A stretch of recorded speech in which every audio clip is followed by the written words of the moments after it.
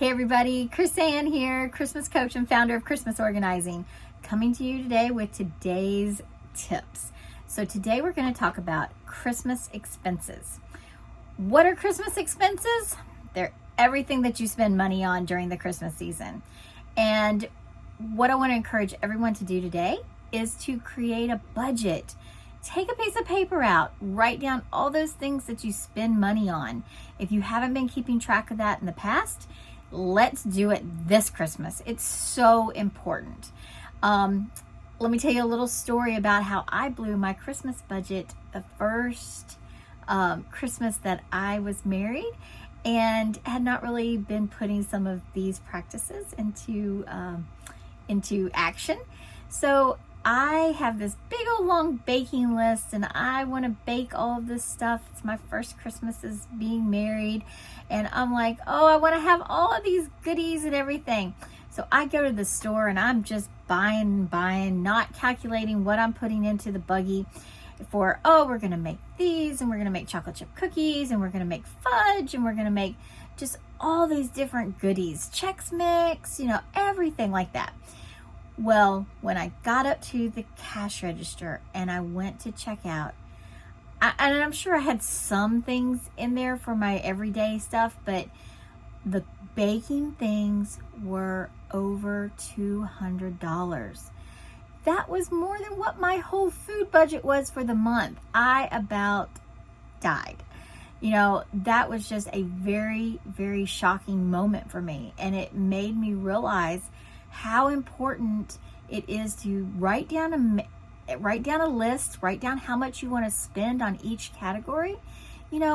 My grandmother used to spend $5 per gift. Now, that does not mean that it was always a low type of gift. It just meant she had to be a little creative. So, but that was her limit. She had her kids, her grandkids, and great-grandkids to buy for. And she wanted to get them something, and that was really important to her. So what we would do is every Christmas, later on, I would help her find these items. Sometimes they were books. We would find a really good special at some new bookstores that would have discounted books like Ollie's. Ollie's is like the best for books. Cookbooks, children's books, devotional books, religious books, just absolutely great prices. Anyway, so, might find something there. We might be out shopping throughout the year and find a good deal on something out of season. Like, for instance, we did I'm trying to think. Oh, we did like jackets, like these jackets, that were really warm jackets, a vest. That's what I was thinking, a jacket vest. And I think I paid $6 a piece for them, but they were at Sam's Club and they were regularly $20 or $25, but they were still left over from the winter time. And this was like April, May. And so they were trying to get rid of them. And so I was able to pick those up. So if you look for things like that, one year I did, hats and gloves and scarves for everybody. So about February, March, when those were going out of the stores and they were getting ready for spring and summer, I could find all kinds of hats, scarves, and gloves. And so that was kind of my theme for that year. It was warmth, and all those things were warm. And so, but I was able to get things that would normally sell for $20 or $25 for less than $5 a piece, which really helped the budget. It kept me under that $5. And so that's just something that you want to consider. If you have a budget, you really can stick to it. You have to be a little bit more creative, and it does take some pre-planning.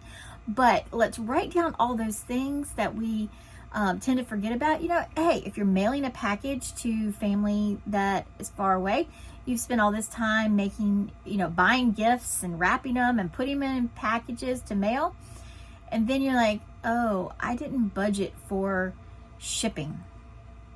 That's happened to me. I've done it in the past, especially when shipping has continued to go up and it's not as cheap anymore to ship.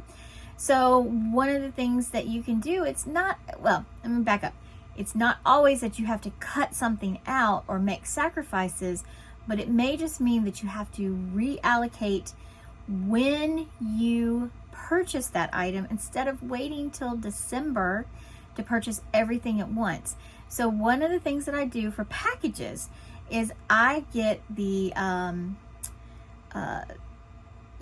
from the post office, the flat rate boxes. So I will get a flat rate box of what the size is that I'm wanting to send. So if it's a large size, because I have larger things, that's fine. If it's a smaller one, that's great too. But I do that, and then I go and I have a list of who all I need to mail to, and I have their boxes and how much their postage is going to cost, and I will go and either buy that stamp, that amount of stamps for that package and put it with it, or I tuck that amount of money away each month, one for each box that I'm going to be sending. That really helps. And another thing that can help with postage is to find a central location. Is there some place that a bunch of people are going to come to during the holidays that person can hand out the rest of the gifts? That would be a really good money saver. I do that for my grandmother's gifts. I send them to, or for all of my family on my grandmother's side, I send all of the gifts to one person, and they make sure that everybody else gets the gifts. That's really important for me to get that done that way, and it really does save money because I can. I'm not mailing out separate boxes, because one box with 10 people's, by the larger flat rate with 10 people's gifts in it versus 2 of the smaller boxes for 2 different families would cost me about $10 to $15 more than the one larger box. So there's lots of little things that we can come up with. So I am asking you down in the comment section, what kind of things do you struggle with financially during the holiday season? Let me know what some of your struggles are, and I will try to answer those on another video that we deal with expenses, because there'll be some more coming up. Or when we actually get into something that deals with that topic, I'll make sure that we answer them, and I'll try to answer them down in the comments too. So I am really excited that y'all joined me today, and I hope you have gotten some ideas about some ways to save on your expenses, but also the encouragement to set a budget. If you only have $300, write that at the top. And then you have to disperse that $300 out between everything you need to buy during the holiday season. So let's really get onto a budget for Christmas so that we are not regretting it come January. All right, if you haven't already liked the channel, please hit that like button, or subscribe. If you haven't subscribed to the channel yet, hit that subscribe button. If you are already a subscriber, hit that like button if you liked what I had to share with you today. And don't forget to hit the notification bell once you're a subscriber so you get notified every time I put up a new video. All right, I hope everybody has a great day, and I will see you in the next video.